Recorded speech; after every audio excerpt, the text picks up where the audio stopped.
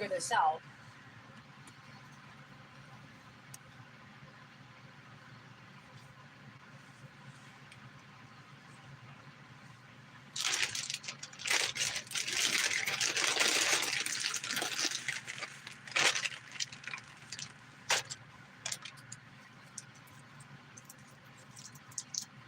Cutting through the markets, which have to some extent come down ever so slightly today. But yes, I mean, it's still a story we need to unpack, and whether or not there is something beyond the price moves we need to consider out of Japan. It will be more than just verbal intervention at this point, but we certainly heard that voice of calm from the Japan finance minister yesterday, Suzuki Katayama, who defended the government's fiscal policies as responsible and sustainable.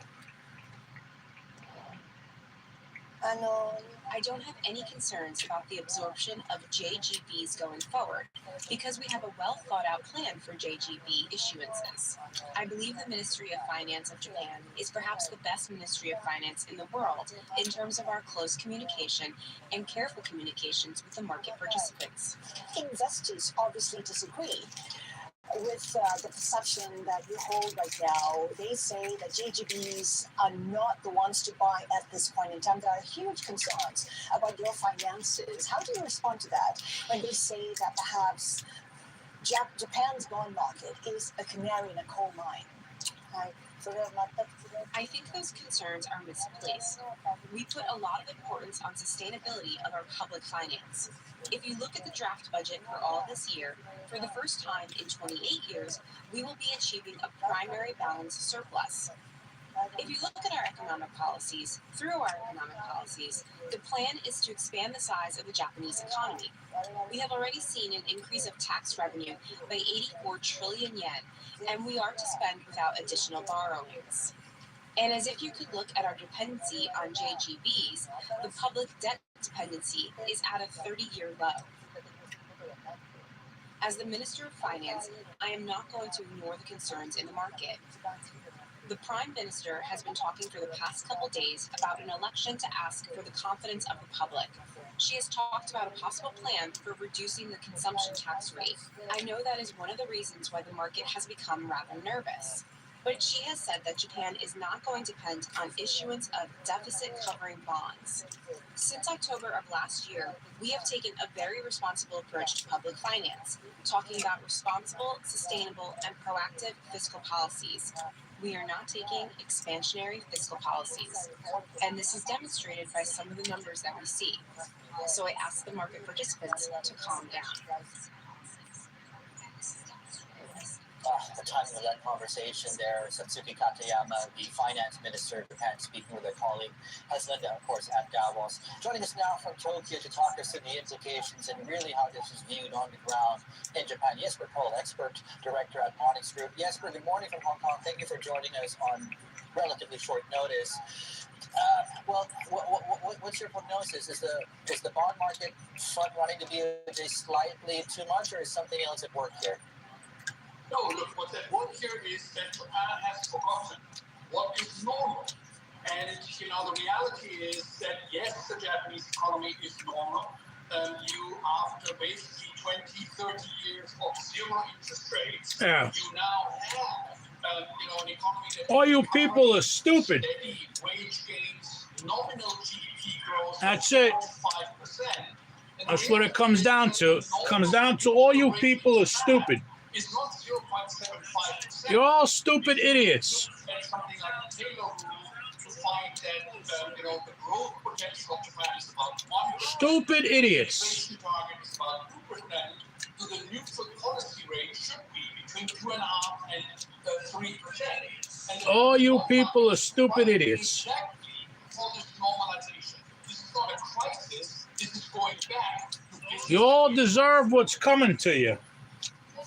But they're still talking about, something like cutting food sales tax, right? I mean, they're saying that could cost the government of up to $32 billion. How do you think the government's going to have to plug this gap?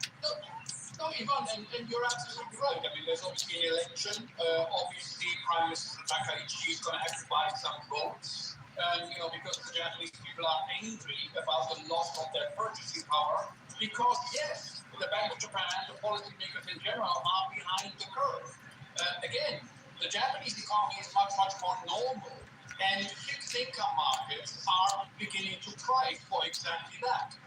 And it's very interesting that you see, the winners from the normalization of Japanese interest rates are actually the Japanese people, because for the first time in one generation, deposit rates are starting to increase, so that asset income is actually starting to go up. So there's losers in the bond markets, of course there are, but there is winners, and that winner is Mr. and Mrs. Watanabe. Yes, but the direction of travel is certainly to the upside, and it's a good thing. When you pointed out that, it's a good thing that Japan now has an interest rate, right? Although you are getting aberrations like the one yesterday, which was nothing but normal when you look at the size of a 25 basis point move on, say, the Japanese 30 or 40 year. And I wonder, short term, do you think we need to be considering the possibility of some sort of intervention, whether that's some supply tweaks from the Ministry of Finance or some temporary purchases from the BOJ just to calm the markets down? Yes. No, I don't think so. I think that, if you've got intervention, as a speculator, all that does, it's going to fuel my, ambitions, because if the public sector, the Bank of Japan, for example, supplies artificial intelligence, it's just going to be a one-off. Again, the value in JGBs for a 10-year bond, it's not 2%. The value comes in closer to 3.5%, maybe even 4%. And that's where the pricing has to happen. No amount of short-term intervention is going to prevent you from from stopping that path that goes towards 3.5% to 4% yields. Okay, 3.5%, 4%. Do you think that's going to be the threshold then for Japanese investors to really kind of repatriate some of their holdings offshore? I mean, what does this mean for the global bond markets, right? Are we likely to see trouble for treasuries and the rest of the global sovereigns moving forward? It's very interesting. That's obviously a common narrative, that is out there. And you're absolutely right, Yvonne. The key question is, when is the GPIF, the world's largest pension fund, the Japanese public pension fund, when are they going to increase their allocation into JGBs? Is it at 3% on the 10-year bond? Is it at 3.5% on the 10-year bond? That's going to be the big signal, because you need the Japanese buying their own debt market, which right now they are not, because they know that the Japanese economy is normal, wages are growing 4.5%, 5%, nominal GDP is growing 4 to 5%. As a result of that, the 10-year bond should not be yielding less than the nominal growth in the national economy. Yes, but one of the big buyers, or how you can call it big buyer, one of the big buyers, the biggest buyer of the JGB market was the BOJ, and they have, of course, stepped back, right, as they normalize policy. And the reason I bring the BOJ up, because there's a rate decision that just happens to be scheduled for late this week. Is there any specific guidance you think the markets should be paying attention to out of the press briefing on Friday? I think that the key question is, the inflation expectation by the policy board needs to be adjusted upwards. You talk about fiscal policy now with the election. Very likely we're going to get a cut to zero in the consumption tax for food. Now, what that actually does, it frees up purchasing power from other consumer items, whether they're services, whether they're goods. So as a result of that, it's actually not going to bring down inflation outside of food. Quite the opposite. Demand for food items is going to be going up. So the bottom line is, yes, the Bank of Japan needs to get its act together, needs to guide expectation that, yes, 3 or 4 or 5 rate hikes over the next year and a half are indeed the responsible thing to do to normalize the economy. The Bank of Japan is behind the curve. Yes, my final question. Since you mentioned elections, that's also coming up in, let's call it 3 weeks. Which way do you think that bet's going to go? It's very interesting. I think that Takaichi is going to win a landslide victory, possibly even going to far supermajority. And the reason is not economic policy. The reason is that she's just got incredible Charisma, she is a self-made, woman who, against all the odds, made it to the very top. And there is young generation Japanese in particular, but also old Japanese generation who absolutely admire the fact that she's broken through the class ceiling, that she's not an apparatchik, that she's not an entitled person, but she's a self-made winner. And that's what, in my personal opinion, is going to generate a landslide victory for the LDP. Okay, has that been pricing, you think, in markets, whether it's dollar yen? There's talk of, if we hit back to 160, that, we might see some intervention. Where to next when it comes to direction of travel for yen? Look, my view is that, dollar yen is headed towards 175, 180. And the reason is that not just here in Japan, but more importantly in the United States of America, and you have got a U.S. economy that is very, very strong, where the Federal Reserve is unlikely to cut interest rates, and as a result of that, I think that the dollar is the way to go for the next 6 to 9 months. Jesper, we gotta leave it there, but thank you so much. Jesper Kolder, expert director at Non-Expert, joining us from Tokyo. We are still waiting that we're going to be fixed. This is going to be a big one, right? All right, so they're holding the line still at 7. In fact, it is actually weaker than yesterday's fixture, 7.0014. We were thinking maybe we were going to see something at sub 7. Not today, once again, but we see a bit of a reversal at dollar China here this morning. You see that? Today. We're counting on the open up trade in Shanghai, Shenzhen, and Hong Kong. This is the China Show.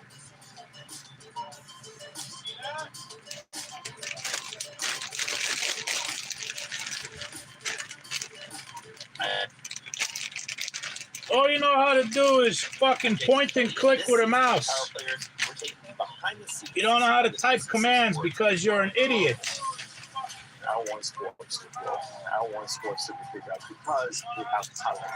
What we have achieved in the NWSL. You see that? You're an idiot. Over 2 years is the equivalent of what it took other leagues 25 to 30 years to achieve. You've got to have a business that's sustainable. The only way it's sustainable is got to make money.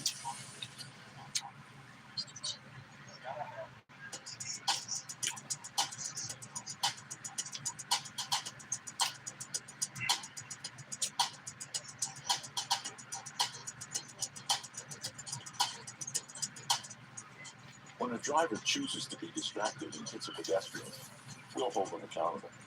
Why? So it doesn't happen to you. When you need to hold someone accountable, call Jacoby and Myers, 1-877-JM-LAWYER. When a driver chooses to be distracted and causes a crash, we'll hold them accountable. Why? So it doesn't happen to you. When you need to hold someone accountable, call Jacoby and Myers, 1-877-JM-LAWYER. I always had a private doctor. I didn't think I needed VA care. Then I learned VA is ranked above private care systems nearby and costs less. I'm getting the best care of my life with providers trained to treat veterans. Get what you earn. Visit choose.va.gov. There's never been anything like this. Here's what's up at Paramount Plus. Let's go! Let's go. Stream exclusive live sports like UFC. Let's go. I'm live. Let's go. And Starfleet Academy. All the way down where no one has gone before. Plus, all new seasons of your favorites. Let's go for fun. Paramount Plus. Stream now.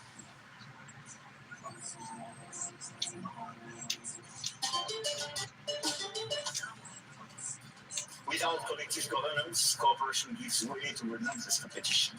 Competition from the United States of America through trade agreements that undermine our export interests. You bunch of point and click morons. That's all you know how to do is point and click. And subordinate Europe, combined with an endless accumulation of new tariffs that are far from unacceptable. Even more so when they are used as leverage against territorial sovereignty. I doubt it. I think they need that agreement. They fought very hard to get it. So I doubt that. But we'll see what happens. We have a lot of meetings scheduled on Greenland. President Trump there says that he is confident that he will stick by their trade deal, even as he imposes, of course, new tariffs in his quest to take control of Greenland, as France, of course, in the sunglasses of that too. Last thing. Point and click morons. That's all you know how to do is point and click like morons. Okay, let's bring Point and click retards. the highlights of Davos so far as we make our way to the whole big Jill Lisa is with us here, our news desk managing editor. Okay, what stood out to you apart from the sunnies?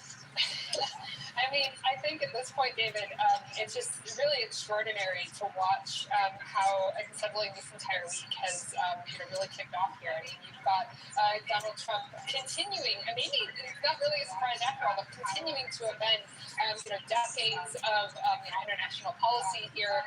Obviously, has really kind of created this incredible environment of concern among the U.S.'s European allies here over Greenland in particular. I think what's really interesting to watch is sort of the difference between Trump, who's obviously, I mean, this is very classic Trump, just kind of going in on bluster, trying to make demands. And I have to mention this, they've taken over this 19th century church in Davos with this big banner, as we're showing right now, House of God. I think it's just kind of very symbolic of, I guess, the power plays. Yes. Exactly. And I mean, look, Trump honestly has tons of reasons to be emboldened, right? Like a lot of his, tariff policies last year, kind of worked. He got, almost every, U.S. ally to kind of come to the table and negotiate over, creating these, fairly, substantially higher tariffs than existed prior to last year. He had, at this point, seemingly successful operation in Venezuela to remove Nicolas Maduro from power. And he's also, staring down at Europe at this point that has a lot of vulnerabilities over Ukraine. It's not entirely clear that all the European leaders ultimately agree with each other and can come to some kind of a consensus on how exactly they retaliate against Trump. That's really the question here is if he goes ahead with these February 1 tariffs, trying to push everybody to the table over Greenland negotiations. You're all a bunch of point and click morons. On February 7th with some retaliatory efforts, but Trump appears to be calling their bluff. Okay, the speech later on today. I mean, it's supposed to be a speech about affordability, but I'm guessing this whole Greenland issue is going to kind of sneak in. Do you think he's going to strike a tone that's going to ease the tensions right now, or actually escalate further? I mean, at this point, it's obviously, I don't want to get into the business of predicting anything Donald Trump is going to do because you never really know exactly how things are going to go down. I would say though that obviously Trump very famously likes to go off script, so it's kind of whatever he's feeling in the moment. But again, I do think that it's important to point to the fact that he does seem to be emboldened over this. It's also really interesting to watch kind of how a lot of his key advisors sort of try to balance things here. So while you've got sort of this potential threat of military intervention right as you have to the point where the Prime Minister of Greenland is warning people to that could be even as highly unlikely as it is something to worry about here. You've got people like Scott Bessent saying basically everybody take a breath. You've got the trade representative Jameson Greer trying to seemingly imply that maybe there's some economic negotiations at play and that whatever ends up happening with Greenland is ultimately going to be some kind of a cautious measured sort of longer term negotiation. But obviously when it comes to Trump, he's got his own style, his own fire of doing things, and I don't really think he's got a whole lot of reasons to suspect that will go wrong. Yeah, there's a lot of talk about whether European investors are going to dump, their U.S. treasuries and the like. I think Bessent had a lot to say about that, saying basically that's nonsense. Yeah, he asked the Danish pension fund specifically, of course, which is a separate conversation. That's like they might actually exit U.S. treasuries. Yeah, from a credit risk perspective, is what they're finding there for now. Of course, Jill, thank you. Jill Lisa is there, of course, on the latest of Davos, and of course, something there on script. Very predictable is the Chinese side portraying itself as the advocate of free trade and multilateralism. Holy Fund Vice Premier has been making that specific case of Davos. Multilateralism is the right way to keep the international order stable and promote humanity's development and progress. The rules must apply equally to everyone. A handful of countries should not enjoy privileges based on their strengths, and the world must not return to the law of the jungle where the strong bully the weak. Every country is entitled to defend its legitimate rights and interests.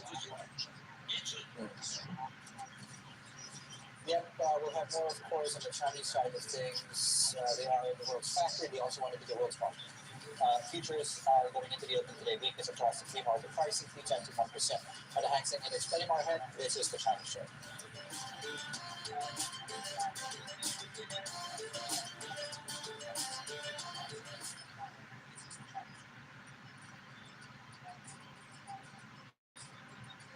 To buy or not to buy?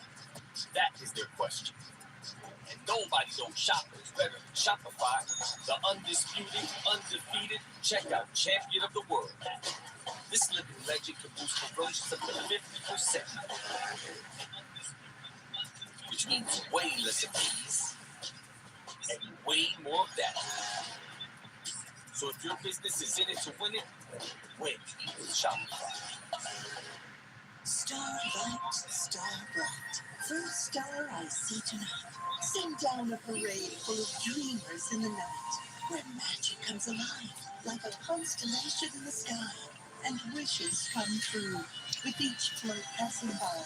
Us little dreamers watch with stars in their eyes. Yeah, we got Here on Main Street, USA. we got a secondary camper there. That's underway.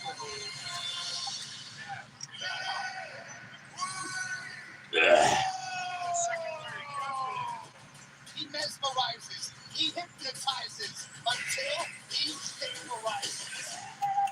We got a secondary camper. You guys don't even know how much one championship has changed our lives.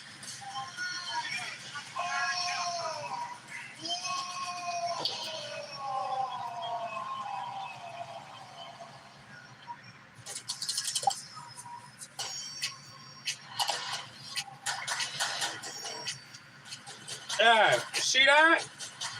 You're all idiots. You're all point and click idiots. All you know how to do is point and click. You could not type a single command if you needed to save your life.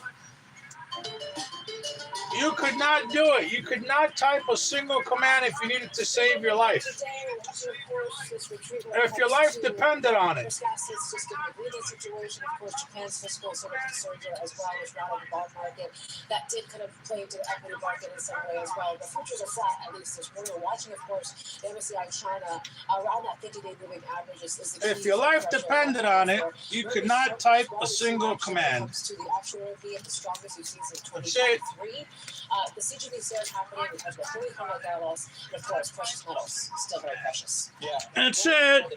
You can't do it. The price action of Zijin Mining is just one of the proxies. They're up 1% in the early joins as well. Apart from that, nothing much as far as macro data is concerned in the Asia Pacific. We do have a rate position though, which is out of Indonesia. No change expected there. All eyes still in the JGB market on Japan. We're steadying in JGBs sideways on dollar yen.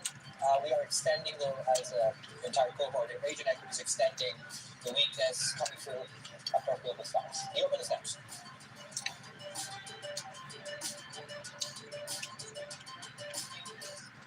Let's go on a new adventure, hand in hand, on a Disney cruise.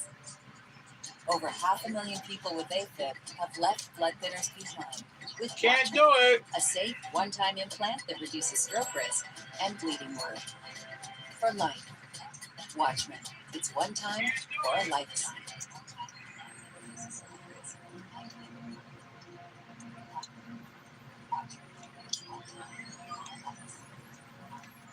You're like the El Stupido.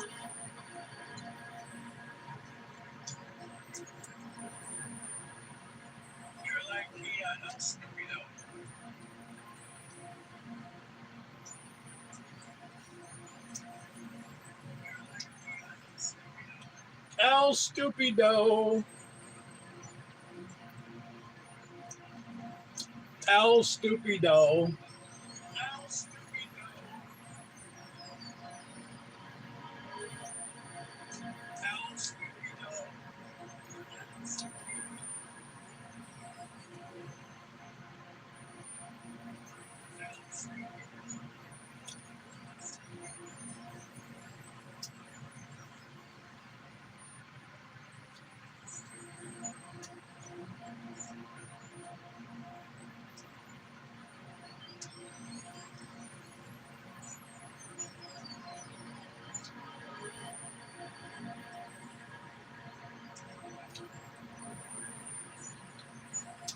You could not type in a single command if you needed to save your life. You can't do it. You could not type in a single command if you needed to save Because you're El Stupido.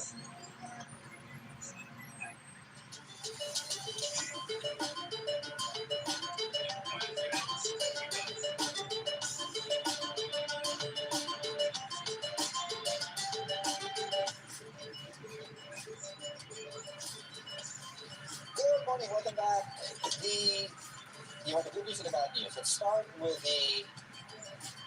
the good news. So the fast-acting Imodium has acted quite quickly when you look at the JGB market following the day we had on Tuesday. We're slightly stronger on JGBs. Equity markets have yet to feel the effects of the medicine. That's down to perhaps other things as well. But the fix as well coming in weaker than expected. We were expecting maybe the possibility of a sub-7 fix. We didn't get that yet. Yeah, given the dollar moves we've seen of late, given with this Greenland issue, there's just plenty of headwinds, I guess, in the next few hours and stuff. When you talk about the Greenland and President Trump set to speak in Davos, we have some sense of calm coming through the JGB market, but yesterday, I think we're still looking at wounds, given the brutal sell-off and one of the most volatile ones we've seen of late, right? So at least in the JGB's discussion, Katayama, at least today, seems to have stemmed this route. But then again, equities are still in a bit of a choppy sort of environment, particularly how onshore is looking like here and now. We're kicking things off slightly downside of Shanghai Composite, which is lower by about 0.25%. Interesting to note, though, we're watching when it comes to the bond market in China. Seems to be still very insulated from the global bond yield that we've seen globally, really. But 10-year yield is still 1 basis point lower here. Watching commodities like copper, we're still coming off from the initial highs that we've seen for Dr. Copper there. We're down about 1%. Steel is also slightly lower. Interesting enough, we talk about consumption, right? So we talked about these plans for loans, perks to boost investment and consumption. HSBC is interesting about being positive on Chinese consumption and really expect growth in Baijiu. So we'll watch Beijing Altai, the like here. They believe, the wealth effect of stocks and stuff, that's going to get you to start maybe being a little bit better about buying, spending. Baijiu, they say, are seeing some signs of improvement. Let's look at the boards and see how Hong Kong is doing here right now. Obviously, the tech space is very much on offer here, or down about 0.5%. It looks like most of it is really been seeing the likes of Alibaba, but we're marginal. But we talked about the whole BDD story overnight, where we have seen consecutive losses for that company. So 7 days the regulatory concerns, you have Trip.com as well. That is kind of adding to maybe potentially some concerns. But really, the tech space has been something of risk of late. But then again, we are seeing here when it comes to dollar China, still holding on that strong level of 695 or so. We did see a weaker fix from the PBOC here today. But yeah, not much really catching our eye. Relatively speaking, I think China looking a little bit better than the rest of the region here today. The precious metals, obviously still that clean expression of risk and how to hedge it. Look at where gold continues to be. We're at 4,800. We had UBP's Peter Kinsella yesterday saying, I wouldn't even think about buying silver at this point. But gold, he says, there is still room to go. They think even maybe 5,000 for gold. So there you go. You're seeing the rise of China gold up some 4% here right now. Silver spot prices are coming off just a bit here. We talked about the consumer space. We'll see if there's any kind of reaction given some of these loan perks that were mentioned in that briefing yesterday from the finance ministry as well. A little bit of upside when it comes to some of these consumer names. Yeah, interesting note coming out of HSBC there. We've always pointed out. We'll talk more about the loan perks in a moment. Yeah, really a good price for animal spirits. There we go. So, Stephen Engel, of course, you might have heard it just now, our Chief North Asia correspondent, is beside us here. So, to talk us through, well, the two things we want to ask you, the stance that China has put forward at Davos, which is fairly consistent, predictable, the anchor of the world, and of course what they announced separately yesterday as far as economic support. Yeah, I guess we can kind of put them in lockstep as well, because clearly Fund, which we'll talk about in just a minute, also talked about the opportunities of boosting the consumption economy in China, and that then in lockstep with opening up policies and attracting foreign businesses, they can participate in this consumption boom that they're trying to stimulate, because the top leadership in China has stated the number one goal for the economic goal for 2026 is boosting domestic demand, boosting domestic consumption. How are you going to do that? How are you going to get more people buying the Baijiu at the same time when you're having anti-corruption ongoing crackdown? It's the liquor banquets and the like, and making business happen, right? But that's a separate story. What we're hearing today is more evidence that there might be some more fiscal firepower thrown towards boosting domestic consumption. Because the big question is, how are you going to get households to spend more? How are you going to get small to medium-sized enterprises investing more at a time of persistent deflation and price wars across many different sectors? So the Ministry of Finance announcing a slew of incentives to boost borrowing by SMEs. The thinking is they're going to borrow at lower rates for 2 years. They can invest in better equipment, more fiscal upgrades. They can then hopefully get more productivity and profitability, and that somehow will eventually have a virtuous cycle to lead to more consumption. So again, that's $72 billion US dollar, 500 billion yuan loan guarantee facility that will last a couple of years. Again, Finance Ministry says public spending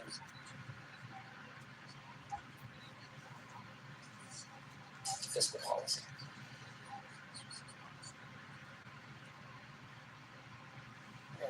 In trade. Yeah. How did that resonate in Davos?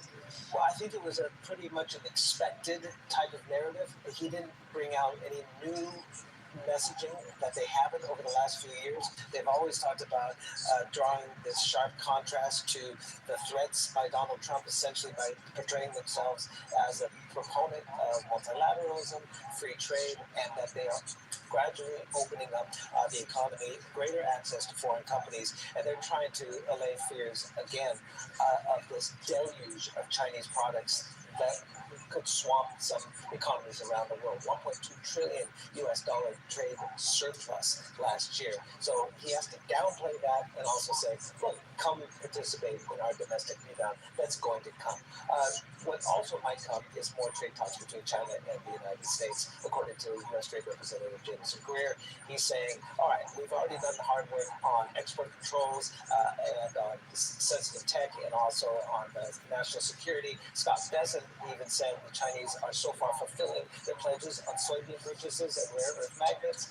But what Jameson Greer would like to see is this next round of talks, if they have them, before Trump goes to China in April, which is still scheduled, maybe some talks on lower hanging fruit, the goods and services, to give Trump some sort of deliverable, to give Xi Jinping some sort of deliverable in that summit in China, rather soon in Beijing. Because if they're just going to hammer on about rare earths and national security issues and chips, they might not get a lot of those deliverables. Yeah, and those are the things we know of already, right? So Yeah, they've come to sort of a mutual understanding on that. It's a one-year truce that ends next December. Maybe we'll have those talks to renew that later. Oh, I almost forgot about the truce ending on 12 months. We're almost there. We're not 3 months actually from November. There are new fronts to be opened. Hence our jobs exist for a reason, right? Steve, thank you so much. Stephen Angle, Chief North Asia Correspondent. We're about 6 minutes of a cash market session. CSI 300 to 10.1%, 215 billion RMB as far as the turnovers is concerned. Elizabeth Quick is here with us in sales, Asian Equities Investment Director at Aberdeen Investments. Good morning and very nice to see you. Tech has so far led the way still in China. You still feel strongly that will continue to outperform? I think when you look at China, tech, and specifically tech that's driven by AI, continues to see very strong growth and innovation. It is a national priority. There's a lot of policy support behind that. The government wants to transform traditional industries using AI. So I think there are a lot of ways to play that, including, AI applications, platform companies, but also the local semiconductor industry, which is going through an extremely rapid pace of localization. So in terms of growth, I would say that tech is still one of the areas that will lead things in the year ahead, especially when you compare them to other traditional sectors which are still going through a relatively tough time, which is why recently we've been seeing a step up in measures to try and boost domestic consumption to support the economy in general. Because I think the impact from a slower property market is not that easy to replace overnight, the wealth effect. So relatively speaking, I think we are still quite positive on the tech sector. How shall we as you mentioned, the domestic side of things, the consumption space right now for this year? I think it's still looking quite challenging. If you look at recent macro data, retail data, CPI, it still paints a mixed outlook. There are pockets of growth, for instance, in the luxury space, the premium space, things are holding up quite well. And then if you look at certain segments, relatively niche but something like pet food. There's been a structural rise in pet ownership in China. So those companies, they're actually still reporting very good earnings. We have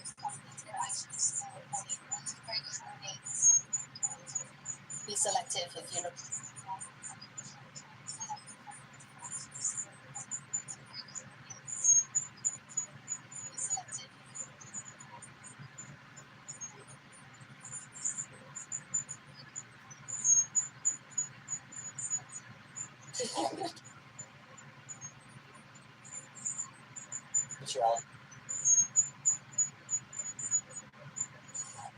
Earnings this year because people are looking. Having said that, there are still pockets of growth. So I mentioned tech, but also in certain parts of industrials, the renewable side of things, advanced manufacturing, some pockets of healthcare. I think those companies are seeing strong growth, especially those that are led by innovation. We can expect maybe stronger earnings on that front. So it seems like it was the same playbook as 2025 then, but what worked last year seems to be working again. So people are talking it's time for rotation. How do you view that? I think it depends on how quickly the government can step up their support. We've seen a slew of policies already announced, but the actual impact is yet to be seen. Perhaps we'll see it more trickle through towards the second half of the year. If they're able to do enough on the fiscal side to build up consumer confidence, to get people to spend all the money that they have saved up in their bank accounts, which is still at historical highs, then perhaps we'll see a bit more of a rotation broadening out since. One of the things that's emerged recently from our conversations with other analysts is, the themes are changing so quickly in China, and not just very quickly, the names leading those themes are somewhat unfamiliar to many people. Are you guys encountering the sort of problem? Because you talk about advanced manufacturing, robotics, AI, homegrown names that I even hard to pronounce. Yes, hard to pronounce, and where did the name come from, right? We even started who's that? Yeah. And I wonder whether that's a conundrum also in your neck of the woods. It's not so much a conundrum, but it definitely keeps us on our toes, always looking for, a sustainable winner that may have, risen overnight or in a very short time. But I think because of the way how dynamic things are, we are on the lookout for these opportunities, and we actually see these things as attractive investment opportunities for investors. Names that may not be Tencent, Alibaba, well-known. Yeah, not household names, not known by everyone, but that's where you can generate alpha. We see that as a positive, actually, if you can identify some long-term winners. We have seen, I guess, a lot of this market. I mean, given what we're seeing, U.S. seems to be escalating tensions with Europe, and what we saw in the beginning of geopolitically, that Asia seems to be that sort of safe haven play here, where you're not getting that the same sort of volatility. Do you think that do you think that investors are kind of leaning more towards this part of the world, just given what we're seeing over in the Western Hemisphere right now?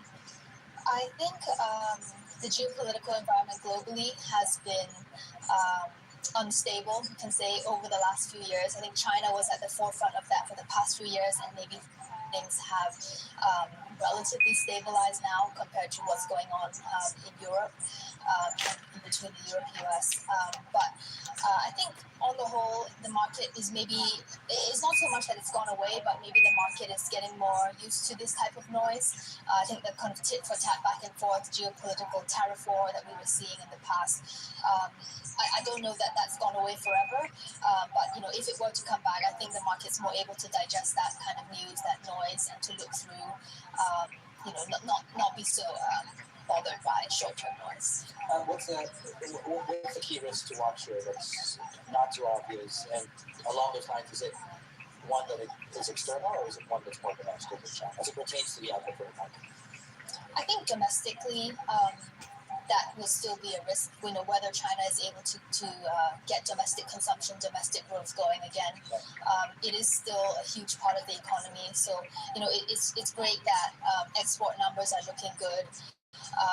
And and things like that. But when it comes to domestic consumption, I think that's still a major driver of overall economics. So yeah, hopefully that will come through. Elizabeth, thank you. Elizabeth Click there, Investment Director of Asian Equities at Aberdeen Investments. We're taking when it comes to FX here today. Obviously, when it comes to some of the moves that we see in the dollar, once again, overnight, we continue to see an extension of that weakness here during the Asia session. You are seeing some strength coming through when it comes to Korean won, Japanese yen as well. We are sub 158 levels too, as well, given some of the calming words that we heard from the finance minister at Davos. But yeah, 695 for dollar China here this morning. This is what MIA.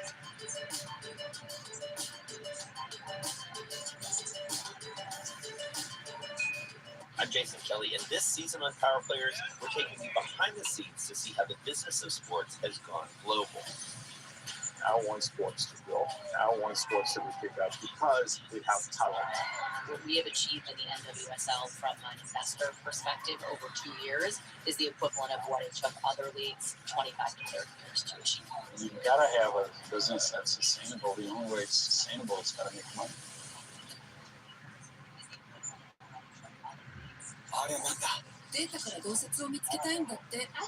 Oh, we didn't want to do that. We didn't want to do that. Oh no, gotta go back. Hold on, click on the wrong thing here. As much as we appreciate what our mechanics can do and who they are, no one looks forward to seeing the Oh, look at that. It's the middle finger. Middle finger. You've been MIA. Something's wrong, and likely Missing in action. That is, unless you call CarShield. When you call CarShield before your car breaks down, they have plans that cover up to 5,000 parts and systems of your car. Don't wait. Call CarShield today before it's too late. Call 800-949-1858. Let's go on a new adventure, hand in hand, on a Disney cruise.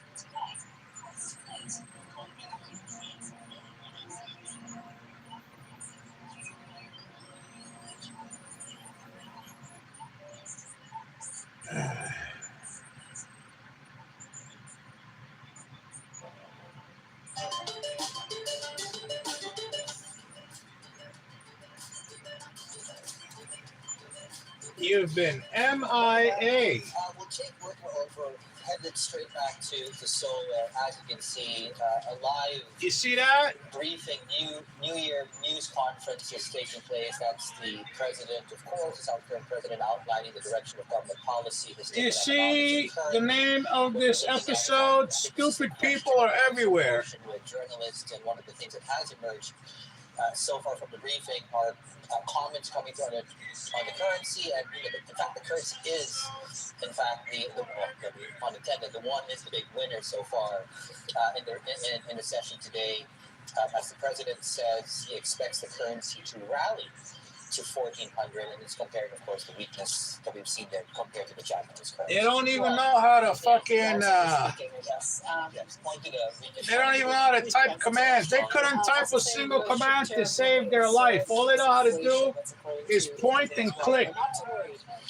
Oh, they're point and click idiots. They're point and click stupid people. Idiots. They're point and click retards. That's all they know how to do is point and click like a retard. Oh, yeah.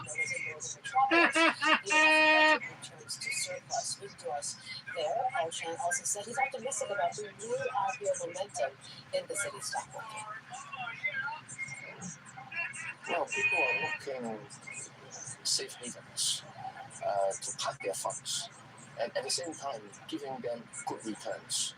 They are looking for policy consistency and predictability, and in that sense, Oh, look at you. You don't even say anything, you see? You can't even say anything. Words can't even come out of your fingertips. Ah, yeah. Retard number 2. 26 million yuan first March. Operating account definitely need a surplus. But our account composed of operating account and capital accounts. Land revenues in this time to go back to previous level. But we do need to expedite the investment in Northern Metropolis.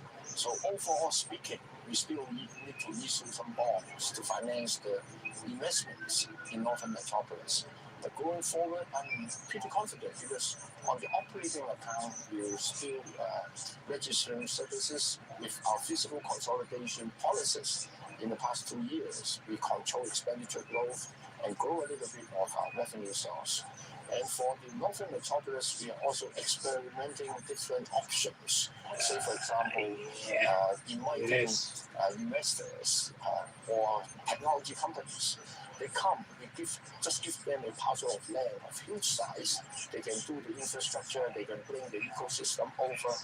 And in that sense, expedite the development process. And on the other hand, cut down the government's commitment in terms of infrastructure provision.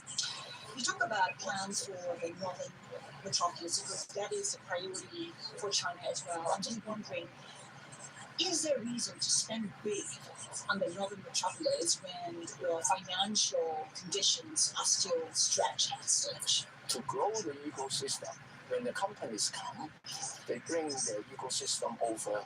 In future years, they will pay me tax. So we invest upfront and get the return in later years.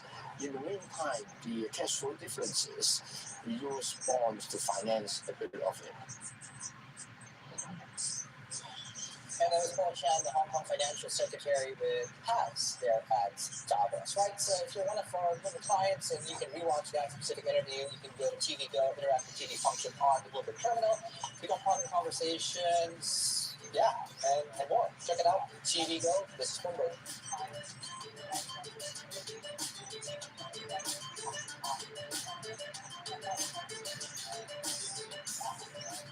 My job in the military was the best I've ever had. It was also the hardest on my body. The conditions I developed came as a surprise to me, but I was even more surprised by how easy it was to receive my VA disability rating and how much of a difference the monthly tax-free payments make in my life. Get what you earn. Visit choose.va.gov. At the start of every year, I find myself wondering again, searching for something new and exciting. I'm constantly questioning life's mysteries. Could I make it in a UFC octagon? Who is a landman? When Jeff Probst asks survivors ready, do they ever want to say no? Where exactly is Bikini Bottom? What is a tush push? Should it be legal? Will Beth and Rick make it last on the Yeah, it's too late. Your mouth ain't working. How do I get down to Your fingertips ain't working. Your mouth ain't working. I can't hear you. You gotta type faster. Faster and longer and more. You need to spam. I gotta taste that spam. And you're not spamming. You are not spamming. I have to eat spam for dinner. I have to eat spam for dinner.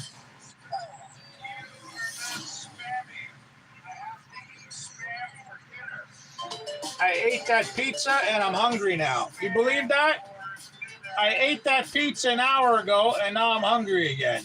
Right, just to check the markets right now, precious metal, what has been consistent, there's almost non-wavering focus on the space itself. What does change though is within this, there seems to be a different one every day. It still is gold today. Silver's not so much in focus. Platinum, though, has again given us something to talk about. That's a record effectively. 25.11 is the number to watch, and as you can see, we're effectively there as far as platinum is concerned. That takes us into certainly the Baidu story. In terms of market breadth, we're negative across the benchmark constituents. This is really one of the standouts, and not just marginally up, substantially up, about 2%. And you gotta wonder why you're seeing that upgrade from Morgan Stanley. Well, when it comes to their AI assistant, it's a milestone here, according to some reports of Dow Jones, that they've surpassed 200 million monthly active users. Did you go to did you go in the shitter? Did everything come out all right in the shitter? Hey, middle finger, everything come out all right in the shitter? Should mark the bottom for most Hong Kong's developers. It profits poised for a turnaround. That's according to Paul Chen and his team. But they also upgraded New World Development, to neutral from underweight. So they're saying some of the biggest investor fears have already materialized according to them. Yeah. Well, the thing is, we heard it before. Not to say that they're wrong. Hopefully, they're correct there as well. But yeah, I told you to tell me when you take a shit. Don't you understand English? Which really goes into the prospects here in Hong Kong benchmarks. It's really not a lot to talk You don't understand English. That's the problem. You don't understand English. You know, so far, You speak jigaboo. You speak jigaboo. You don't understand English. for this year so far, it's goes sideways to flat on the benchmark itself. The national producers, can you guys bring up 8460, please? I was talking about JP, which one at the time anyway. And the 8460, thank you. Widowmaker trade, no longer a widowmaker, right? Did you take a shit yet? Was consistently Oh boy. operations for traders has now been a rainmaker, in fact, because of all the losses we've seen in the last few years. So it's really been consistent. It has been, and I think, obviously we heard from Katayama, which, as you said, was the perfect timing to really kind of calm this market down. But then again, how long lasting can this rebound be just purely on verbal intervention? When you talk about one of the greatest sell-offs we've seen since Liberation Day, do we need the finance ministry? Do we need the Bank of Japan to step in eventually here? Long time until February 8th. That's not the election. That is a long time. Many things can happen. I mean, many things have You need happened to in the last 2 spam months. some more. Spam more. This is what You don't understand the concept of spam, do you? I hope you're ready to battle. I challenge you. Charizard. Get ready to Let's bring it to him, Charizard. feel the heat. Fight fire with fire, Dragonite. Spam, spam, spam, spam, spam, spam, spam, spam, spam, spam, spam, spam, spam, spam, spam, spam, spam, spam, spam.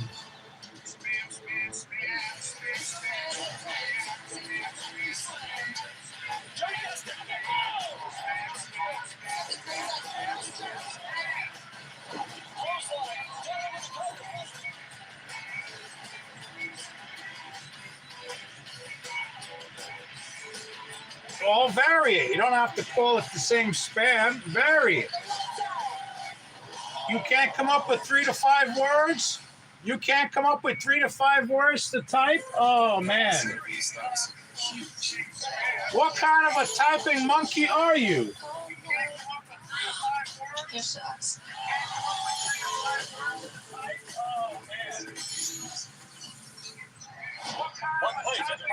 So dumb. Where's my typing monkey? You're washing and you're laundry and you're cooking all you want on earth is that white figure doing all you want. Calling my typing monkey. Where are you, typing monkey? Last time I watched Flintstones. Classic TV comes home. In 10 minutes, I'm going to close this broadcast and I'm going to start another broadcast. This broadcast is dead. This broadcast is dead. I told you it's dead.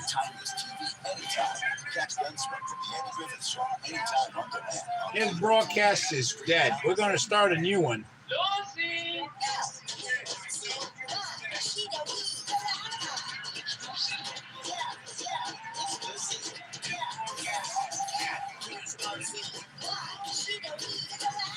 Lucy, Lucy, where are you, Lucy? Lucy, Lucy, where are you, Lucy?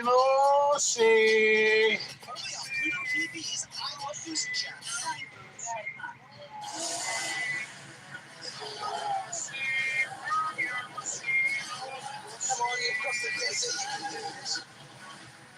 Oh, this is just a Rio.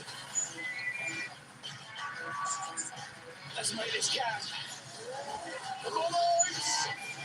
Lucy.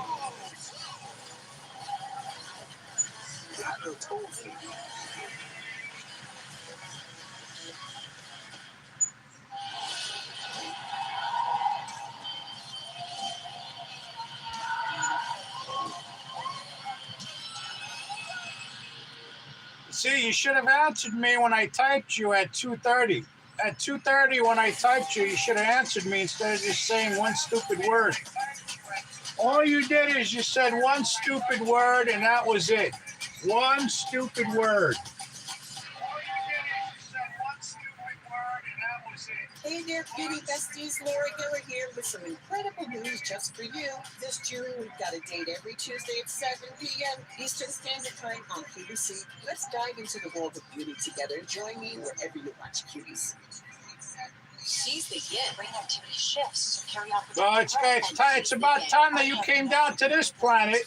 It's about time that you came down to this planet. Oh, yeah.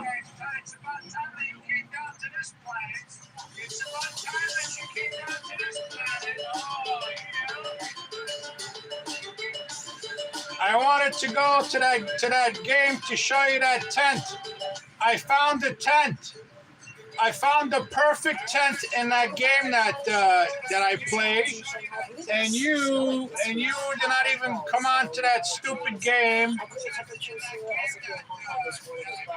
go flat when it comes to obviously China, but you're seeing a little bit of upside when it comes to onshore markets here today. CSI 300 is up about 0.4%. Yeah, there's going to have here in the city, the warning coming through out of weather officials, of course, until tomorrow, I believe.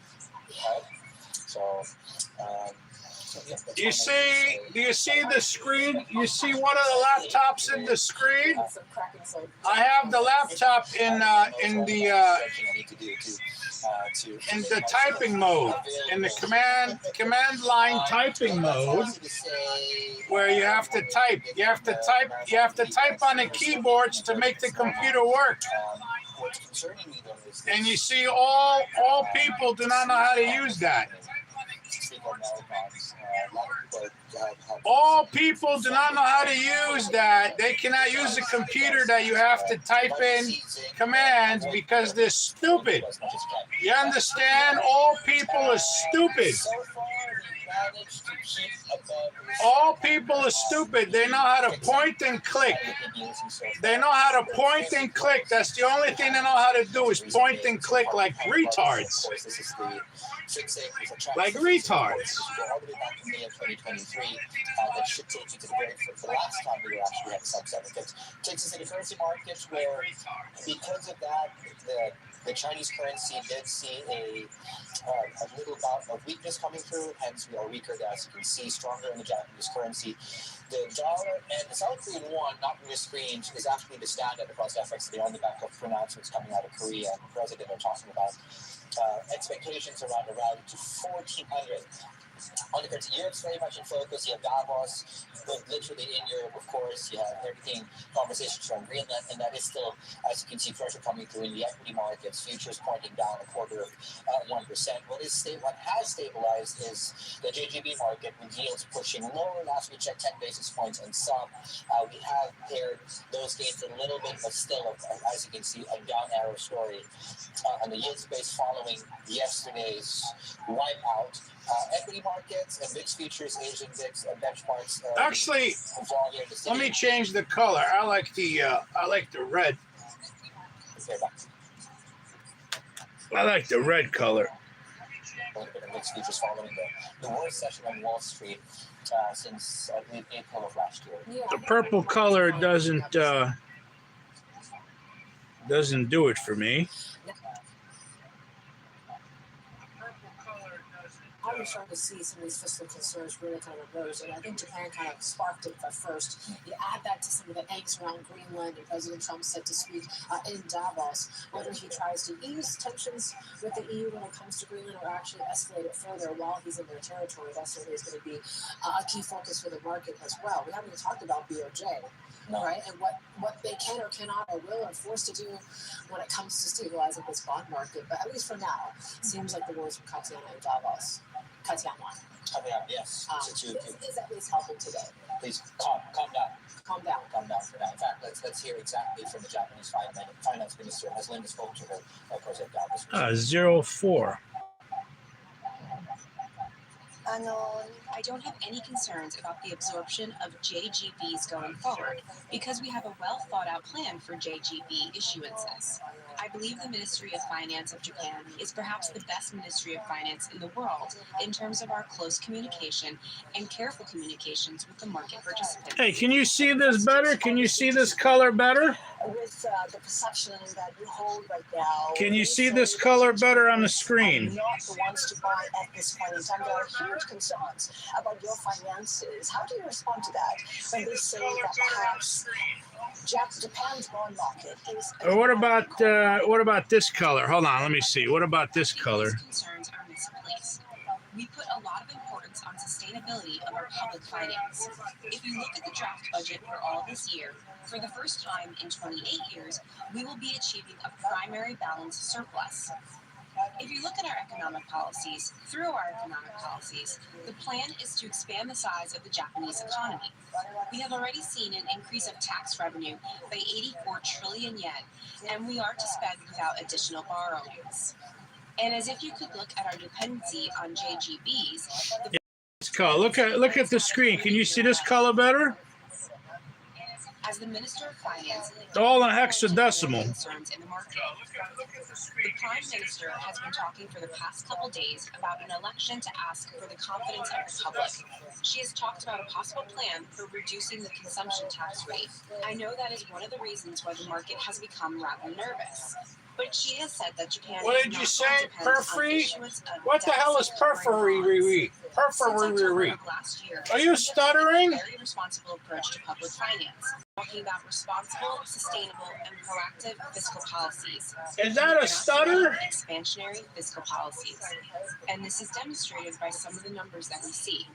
So I asked the market participants. Yeah, this I was using purple. The first color that was there was purple.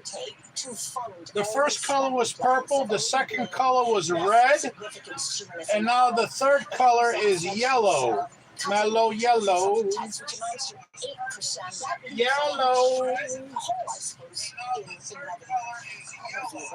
The Prime Minister is talking about reducing the consumption tax rate only for food items. I'm programming. I could program that to any color on the color package. And we have secured the financial resources On the color every palette, time because on those Sunday. colors We are have fully explained it to the programmable. as well. Just You as assign a hexadecimal and it takes the color of the hexadecimal. countries meeting, and we had a bilateral meeting with Managing Director Madame Georgieva of the IMF. And she knows that every time Japan takes an action, we have paid careful attention to fiscal sustainability, and we have been mindful of ensuring fiscal sustainability. We know that public debt dependency has been coming down, and she gives credit to that, and she fully appreciates that. This year, the fiscal deficit to the GDP of Japan will be the lowest among G7 countries, which is not widely known. And it is within this framework that the Prime Minister is talking about eliminating wasteful tax exemptions. The market's obviously still not confident about Japan's finances. We're seeing steady JGB yields higher than the bonds of the same tenure. Might you want to stabilize the bond market somewhat? Might you ask the BOJ to increase its scheduled bond purchases Wednesday morning just to bring that stability to the market? Of course, we will work to restore the market confidence, and we have already been in communications with institutional investors. We have already been in communications with the BOJ. I wouldn't be attending this Davos meeting if there were something that we could officially announce. So you're willing to take concrete steps to bring stability to the Japanese bond market? I've been in the position of Ministry of Finance for 4 months now, and it might not be as much as you imagine, but I have taken concrete measures to bring stability to the market. What I can say is that we have done so, and I will continue to do so. Don't worry. How are you assessing the risk of contagion? We are seeing treasuries getting impacted. We're seeing the Australian bond market getting impacted. Might we see what's been deemed as the bond market meltdown in Japan impacting the rest of the world? The recent JGB auction went very successfully, and we have a well thought out future option of the JGBs, and we are confident the future upcoming auctions will be successful as well. I don't think it's right for me to talk about And that was the Japanese Finance Minister Sasuke Katayama speaking with Has at Davos. Of course, keep in mind, if you're also have dual screens and you're watching us, also there's a lot of Q&A going on Japan, featuring our very own Sherry-Ann and several of our colleagues as well. Coming up, we're going to speak with one of the authors of a new report that games out the potential economic fallout from a hypothetical conflict between China and Taiwan. Zach Cooper joins us in the next Saturday segment. Please, with it.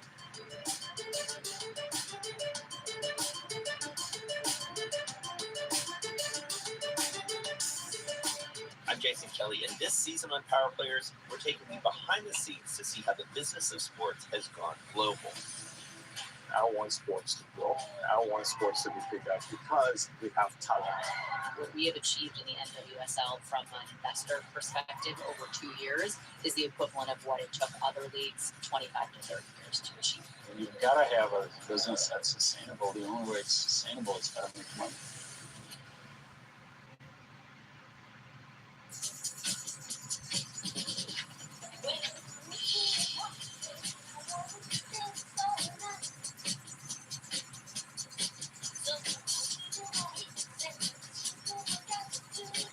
Over 500,000 people with AFib have left blood thinners behind with Watchman, a safe one-time implant that reduces stroke risk and bleeding worry. For life, Watchman. It's one time for a lifetime.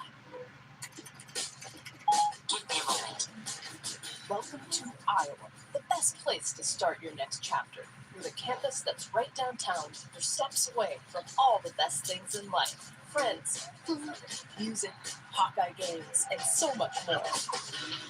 Whether you're in the audience or behind the scenes, meeting a legend or becoming one yourself, this is where your story gets interesting.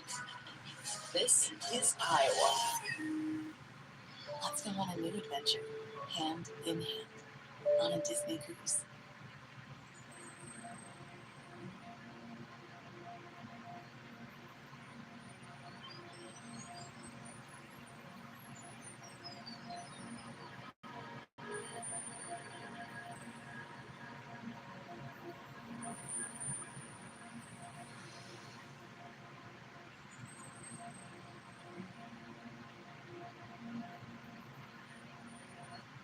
This week, live from the Alpine Mountains of Switzerland, is the World Economic Forum annual meeting in Davos. Bloomberg Television brings you unmatched coverage and conversations with world leaders, business executives, and billionaires as they navigate responsible AI deployment, economic expansion, and geopolitical tensions.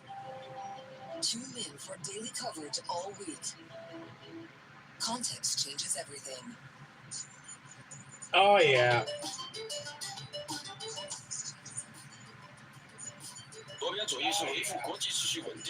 Multilateralism is the right way to keep the international order stable and promote humanity's development and progress. The rules must apply equally to everyone. A handful of countries should not enjoy privileges based on their strengths, and the world must not return to the law of the jungle where the strong bully the weak.